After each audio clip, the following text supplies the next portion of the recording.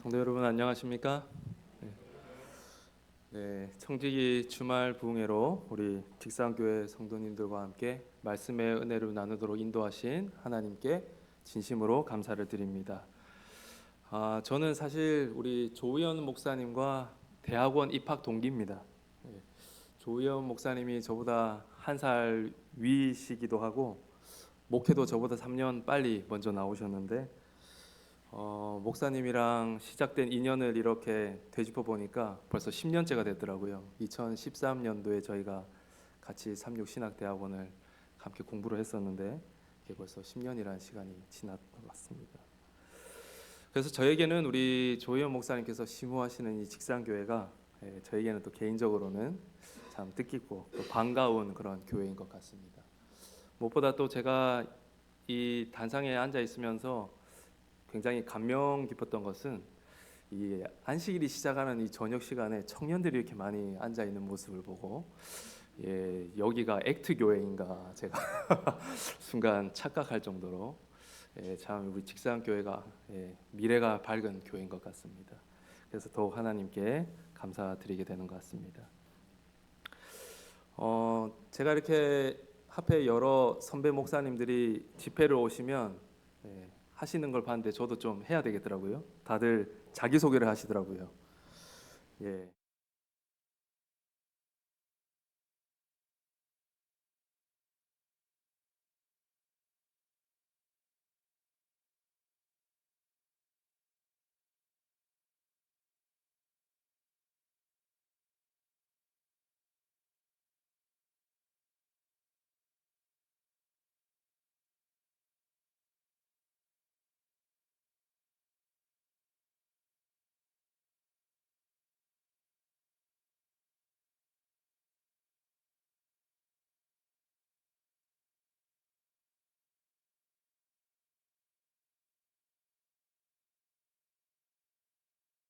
보니까 또 서로 이렇게 왕래하기가 쉽지 않았던 것 같습니다.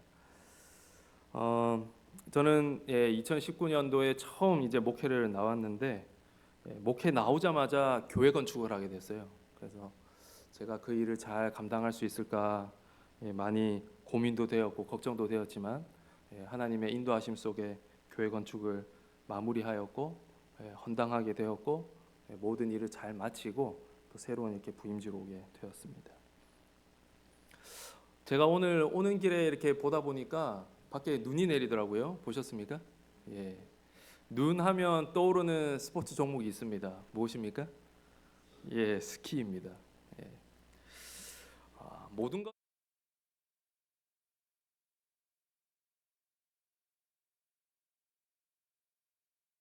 종목을 떠올릴 때마다 기본의 중요성을 아주 뼈저리게 느끼게 하였던 경험이 있습니다.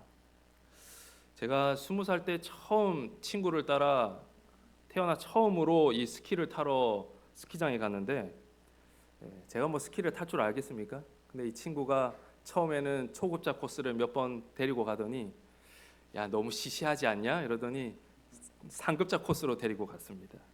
예, 갔더니 아찔하더라고요. 죽을 것 같더라고요. 절벽인데 이걸 어떻게 내려가야 되나?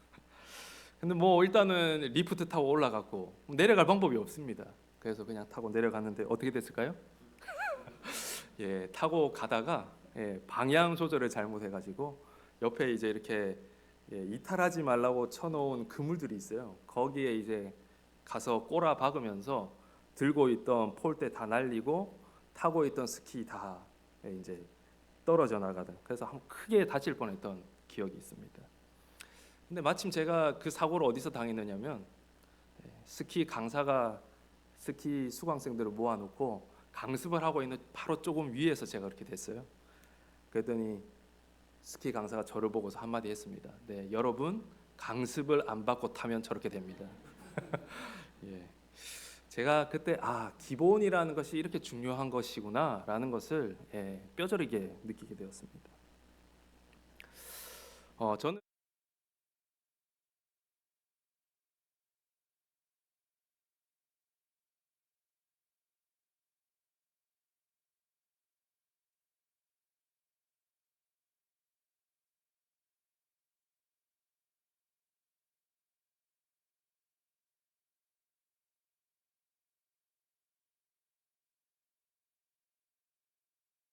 이나 혹은 공부나 혹은 악기를 연주하는 것이나 모든 것이 이 기본을 거치지 않으면 실패할 수밖에 없습니다. 사실 우리가 이번에 이 청지기 주말 부흥회라는 시간으로 이 자리에 모였지만 저는 이 시간에 여러분과 함께 여러분이 얼마나 11조를 열심히 잘 내셔야 복을 받으실 건지, 또 하나님께서 우리에게 주신 시간을 우리가 얼마나 잘 활용해야 할 것인지, 또 나에게 주어진 달란트를 어떻게 잘 활용해야 할 것인지 여러 가지가 있겠지만 저는 이번 이 두 시간을 통해서 저는 그런 것 얘기하기보다는 기본을 이야기하고 싶습니다. 기본이 되지 않으면 시간, 달란트, 헌금 생활 잘 되지 않을 것 같다라고 생각하기 때문입니다. 그래서 저는 두 번의 설교 시간을 통해서 우리가 주님의 참된 청지기가 되기 위하여 가져야 할 기본적인 두 가지를 좀 생각해 보려고 합니다. 그래서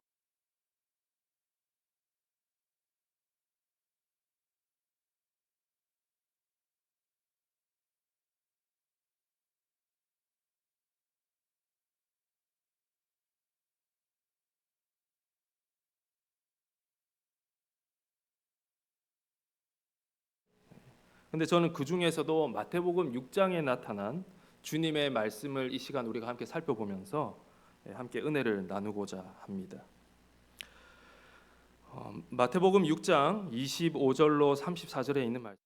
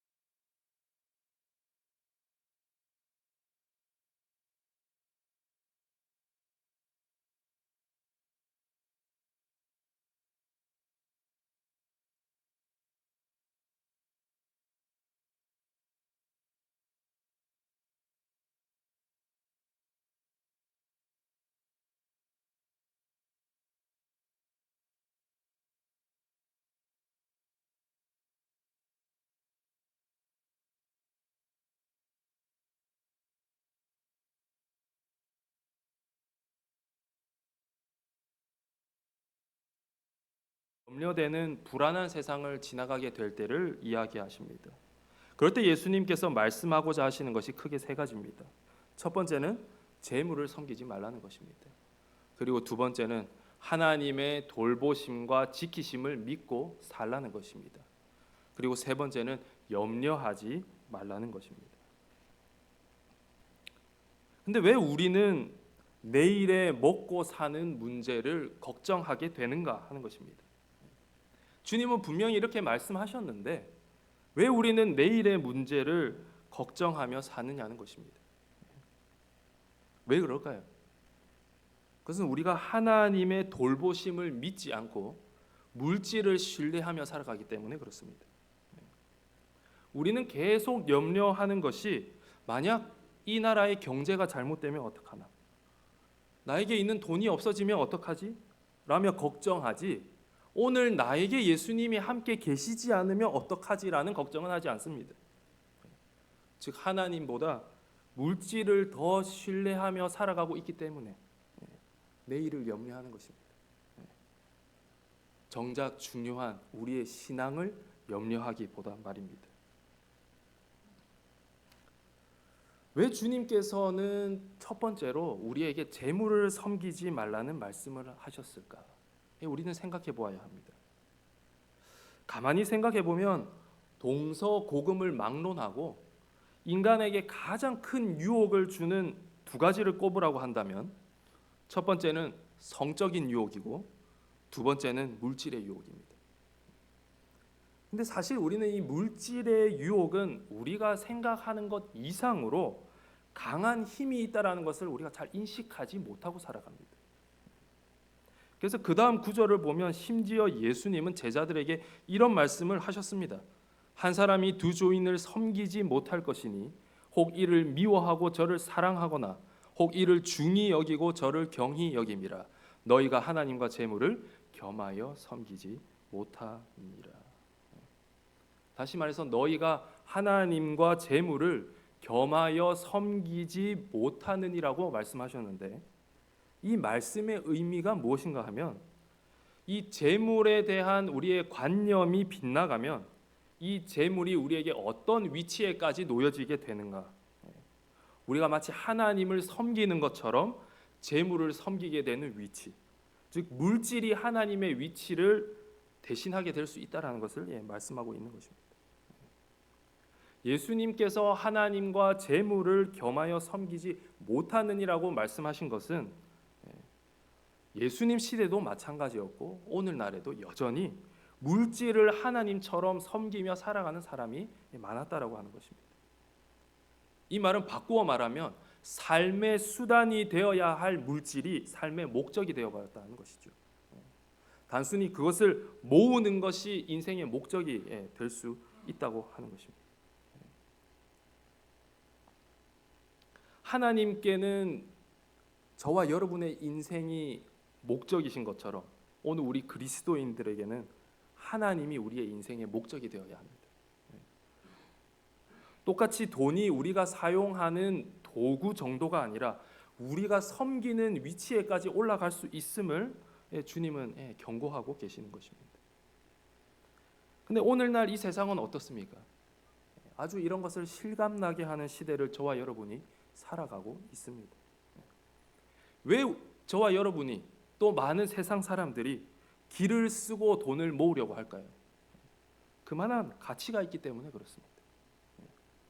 첫 번째 이유는 오늘날 세상은 사람을 그 사람의 어떤 인격이나 인품으로 그 사람의 가치를 평가하지 않습니다.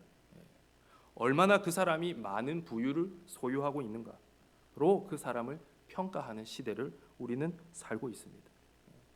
그 사람의 부가 곧 그 사람의 인격이고 그 사람의 명예고 그 사람의 세상적 어떤 레벨이 되는 시대를 저와 여러분이 살아가고 있는 것입니다.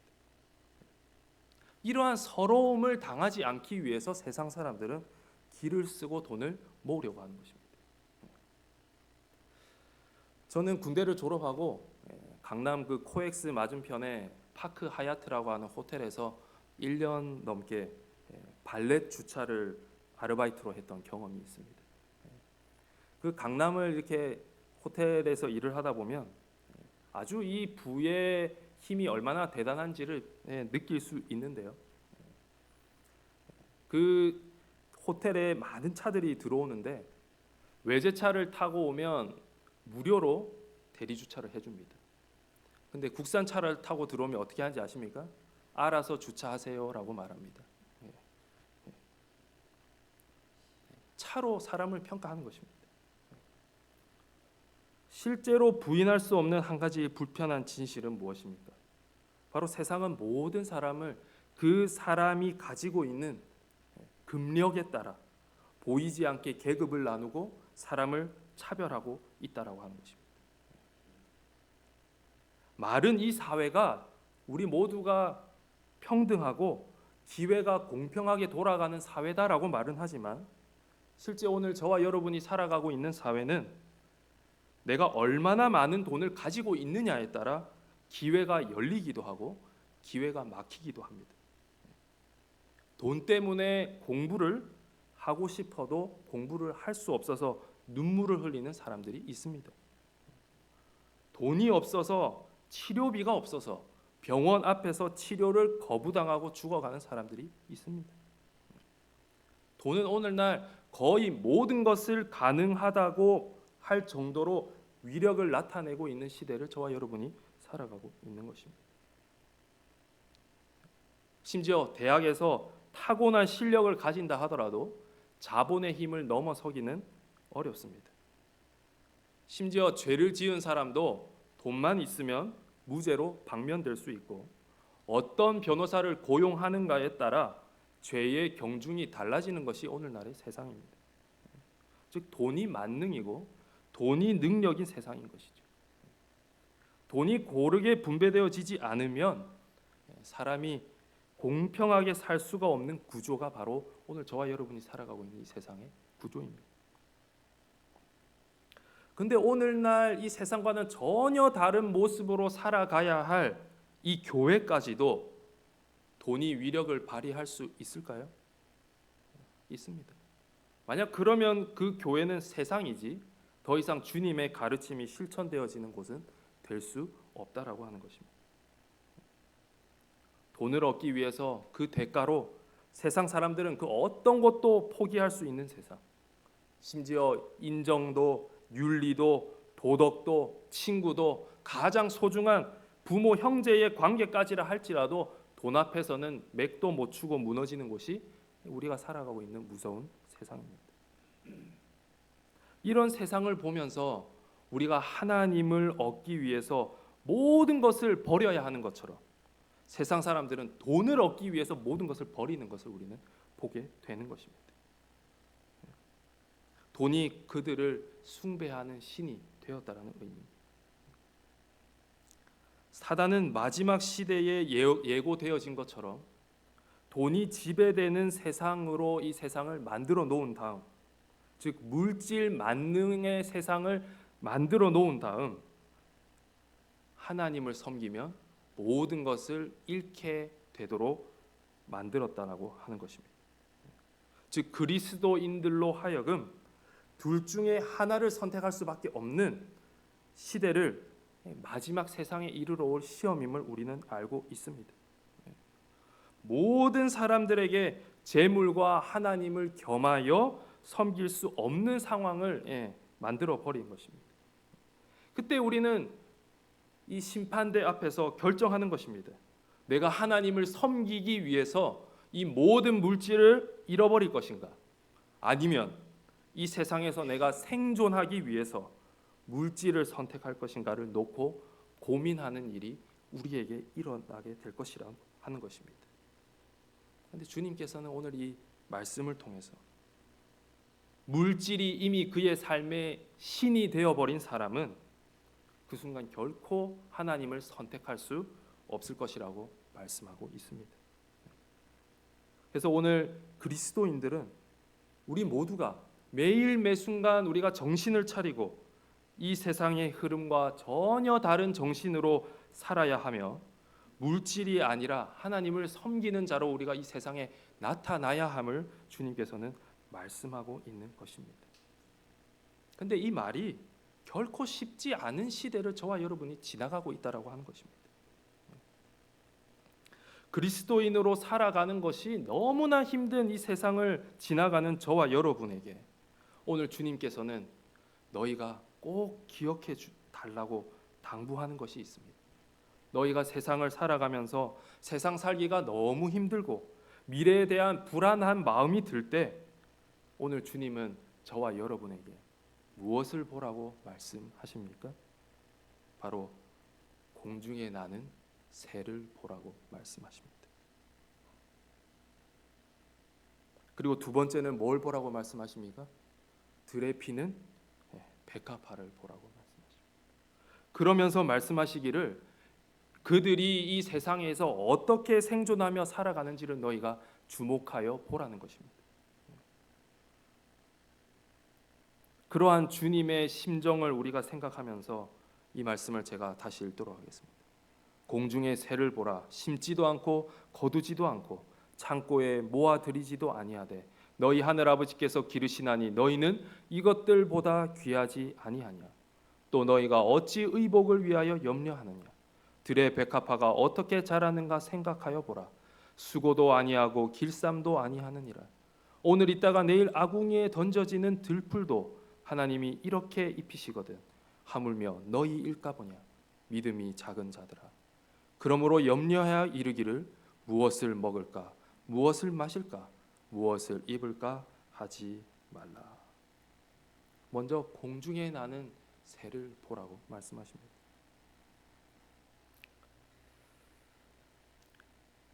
KNN이라는 방송에서 이 철새들을 연구하면서 위대한 비행이라는 주제로 이 철새들을 방영한 프로그램이 있었습니다. 그 중에 한 새였던 뒷부리 도요새라고 하는 새가 있습니다. 바로 이 사진 속에 있는 새가 그 새입니다.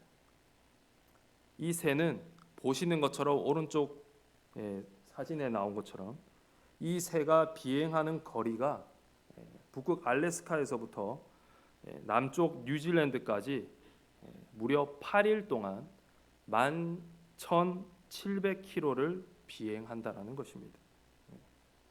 이 새가 갈 때 우리나라 서해를 거쳐서 지나갑니다.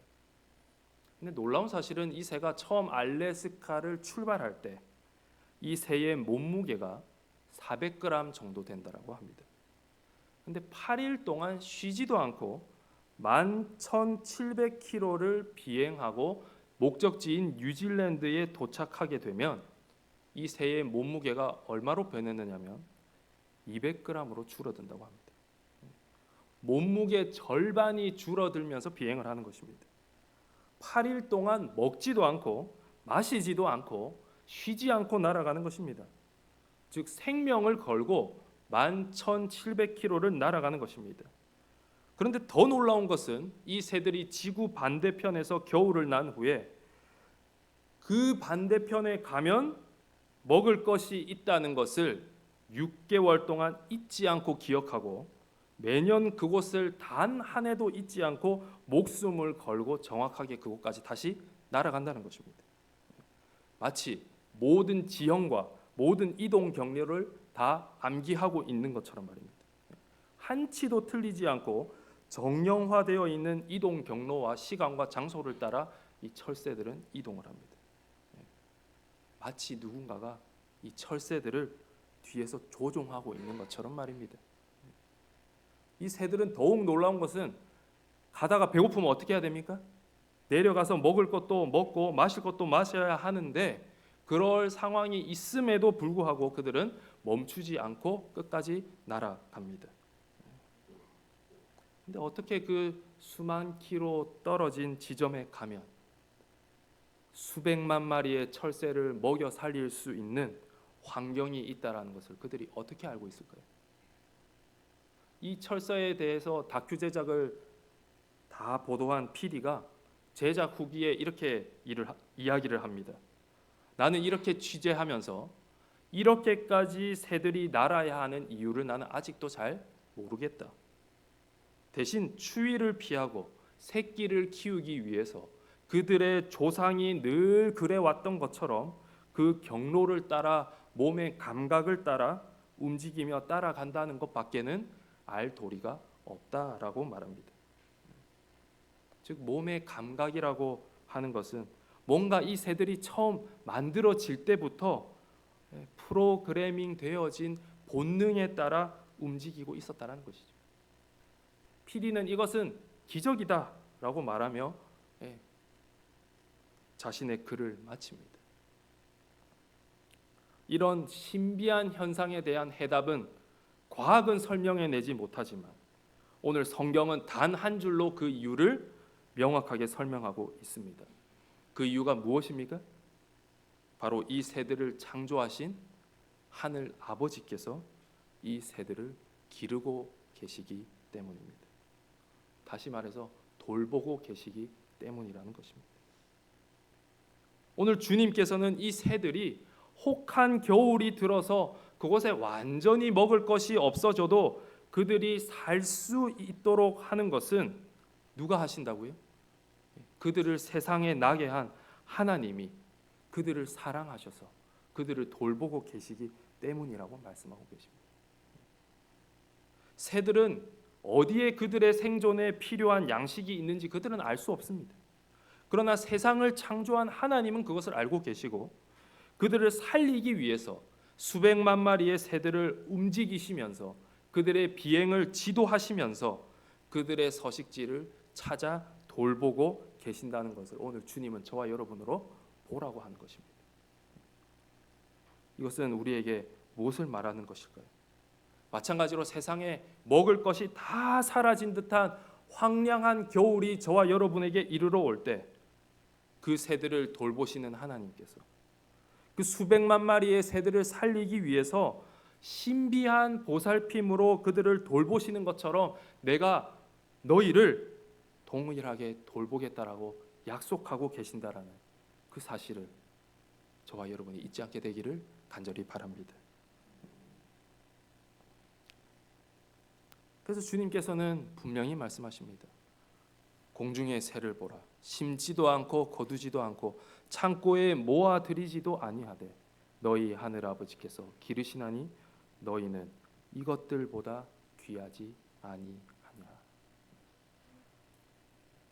오늘 내가 하나님을 믿고 있고 그 믿음대로 내가 주님을 의지하며 살고 있다면 그 새들이 겨울이 닥칠 때도 하나님의 돌보심을 그들이 기억하면서 염려하지 않고 하루하루를 살아가는 것처럼 오늘 우리도 내일 일을 염려하지 않고 살아갈 수 있다고 주님은 말씀하고 계십니다.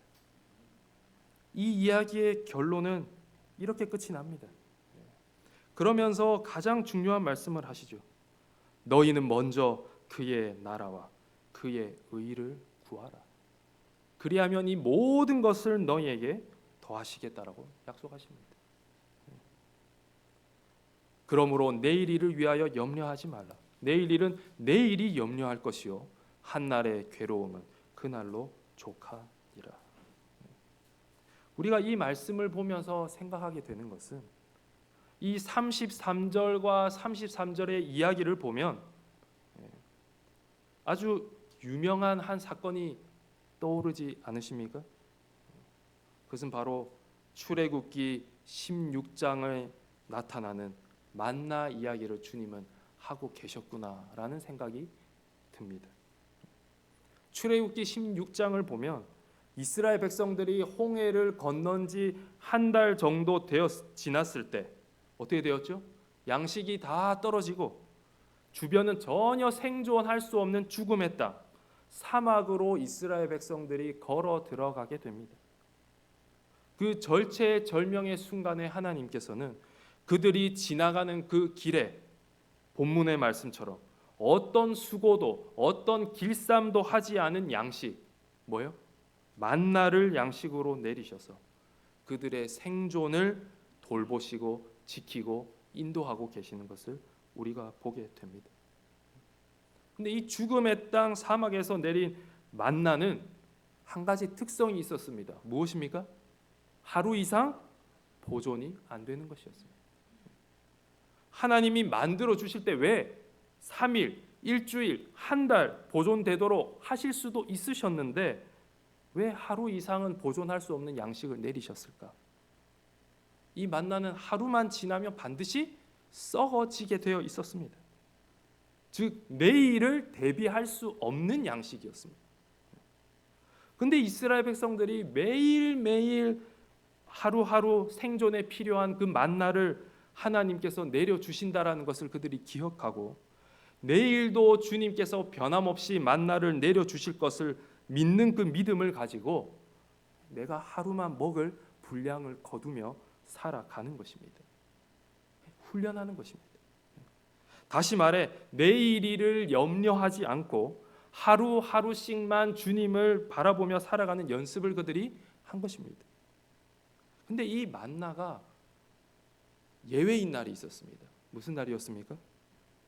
안식일이었습니다. 이틀 동안 보존되는 특별한 날이 안식일이었어요. 안식일은 만나를 거둘 수 없었기 때문에 주님은 안식일 예비일에는 만나를 몇 배로 내리셨습니까? 2배로 내리셨어요. 그리고 너희가 2배로 거두어라. 그래서 원래는 2배로 거둔 만나가 하루만 지나면 썩어야 되는데 금요일에 거둔 만나는 어떻게 됐습니까? 안식일에도 썩지 않도록 보존하시는 기적을 베푸시는 것을 보게 됩니다. 이 믿음을 가지고 살아가는 이스라엘 백성들이 공중에 나는 새와 들풀에 피는 백합화와 들풀을 돌보시는 그 하나님이 그 모든 것을 돌보시는 것처럼 오늘 나를 돌보시고 있구나라는 것을 그들이 믿을 수 있었고, 그 하나님을 신뢰하는 그리스도인들은 매일 나의 필요를 채우시는 그 하나님을 바라보며 내일 일은 염려하지 않고 오늘 주어진 그 하루에 성실히 살아야 한다는 것을 그들이 말이 아닌 글이 아닌 삶을 통해서 배우고 있었다라고 하는 것입니다. 오늘 이 자리에 함께한 저와 여러분도 우리가 불기둥과 구름 기둥을 따라서 저와 여러분의 삶의 방향이 하늘 가나안으로 순종하며 전진하고 있지 못하다면, 우리가 그의 나라와 그의 의를 구하며 믿음으로 전진하며 살고 있지 않는다면 우리는 결단코 주님의 청지기로 설 수 없습니다. 왜 그럴까요? 매일의 세상의 조류와 환경에 휩쓸려서 주님을 나의 삶의 첫째 자리로 모실 수가 없기 때문에 그렇습니다. 오늘 저와 여러분이 오늘 주님께서 약속하신 이 사실을 믿음으로 하루하루를 친히 경험하며 살아가는 자들이 이 자리에 함께한 우리 직산교회 모든 성도님들이 되시기를 간절히 바랍니다. 세상 모든 것이 사라진다 하더라도 그 옛날 광야에 만나를 내리시고 썩지 않게 보존하셨던 그 하나님께서 오늘도 여전히 저와 여러분의 삶을 채우시고 그 모든 것을 보존해 주신다라는 그 사실을 오늘 이 안식일 우리가 다시 한번 기억할 수 있게 되기를 간절히 바랍니다. 그래서 오늘 주님이 말씀하시는 먼저 그의 나라와 그의 의를 구하라는 것은 무슨 뜻인가? 하나님의 경영 한홍 목사님이라고 하신 분이 쓰신 책에 이렇게 표현하셨더라고요. 내 삶을 하나님께 드리고 하나님의 다스림을 받는 복된 인생이 되라고 하는 것이다. 오늘 저와 여러분이 그러한 삶이 될 수 있게 되기를 간절히 바랍니다. 오늘 저와 여러분에게는 마지막 계시록에 예언되어 있는 것처럼 어쩌면 앞으로 저와 여러분엔 더 혹독한 시련의 시대가 이르러 올지도 모릅니다. 우리가 더 살아가기 힘든 시대가 올지도 모릅니다. 우리가 기대하고 믿던 모든 것들이 붕괴되어지는 듯한 상황에 직면하게 될지도 모릅니다. 그러나 중요한 것은 하나님께서 저와 여러분을 돌보시고 계신다라는 그 사실을 잊지 않게 되기를 간절히 바랍니다. 우리가 먼저 그분의 나라와 그의 의를 구하며 하나님의 돌보심과 은혜 아래 가장 안전한 피난처를 발견하는 자들이 저와 여러분이 될 수 있게 되기를 간절히 바랍니다. 그래서 저는 이 교회가 오직 믿음과 신앙의 삶이 존중받는 교회, 세상에서 가난하고 소외된 사람들이 차별받지 않고 존중받는 교회, 세상에서 가장 아름다운 교회가 이곳 직산교회가 될 수 있게 되기를 간절히 바랍니다. 이곳에 있는 모든 분들이 바로 이러한 우리의 삶의 모든 것을 주님께 의탁함으로 인하여 주님께서 원하시는 참된 청지기의 가장 기본적인 출발을 이룰 수 있는 저와 여러분의 생애가 될 수 있게 되기를 간절히 바랍니다. 그래서 세상에 어떠한 어려운 사람들이 또 어떠한 영혼들이 이곳을 찾아온다 할지라도 그들을 감싸 안을 수 있고 그들에게 사랑과 배려를 베풀 수 있는 교회가 바로 이 교회가 되고 또 그러한 성도들이 저와 여러분이 될 수 있게 되기를 간절히 바라면서 오늘 말씀을 마치도록 하겠습니다. 저희에게 귀한 은혜의 시간을 허락하여 주셔서 저희로 다시금 중요한 것이 무엇인지를 생각할 수 있도록 인도하여 주셔서 감사합니다. 저희가 글로는 알고 머리로는 아는데 왜 그렇게 주님을 우리의 삶에서 절대적으로 신뢰하지 못하며 살아가는지 모르겠습니다. 저희의 믿음 없음을 주님 불쌍히 여겨주시고 우리를 눈동자처럼 돌보시는 그 만왕의 능력의 주님이 오늘 나의 삶의 주인이심을 이 시간 다시 한번 기억할 수 있도록 인도하여 주시옵소서. 그리하여 과거에 성경에 일어났던 그 역사의 이야기들이 그저 어떤 신화처럼 기적의 이야기처럼 들려지는 것이 아니고 오늘 그 일이 나에게도 이루어지고 있음을, 오늘 그 주님의 돌보심이 나의 삶에 역사하고 있음을 경험하며 노래할 수 있는 자들이 저희가 될 수 있도록 인도하여 주시옵소서.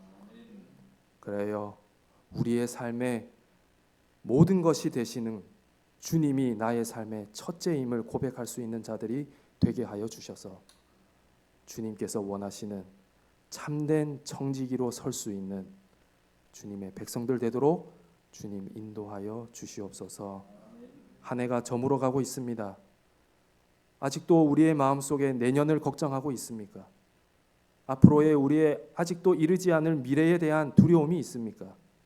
이 안식일 주님을 바라보게 도와주시고 변함없이 나를 인도하실 그 주님의 능력의 팔을 이 안식일 붙잡을 수 있도록 인도하여 주시옵소서. 그래야 남은 한 해의 시간이 주님께서 나를 인도하고 계셨노라고, 이 모든 것이 은혜였노라고 노래할 수 있는 직상교회 모든 성도님들 되도록 인도하여 주시옵소서. 예수님의 이름으로 간절히 기도드립니다.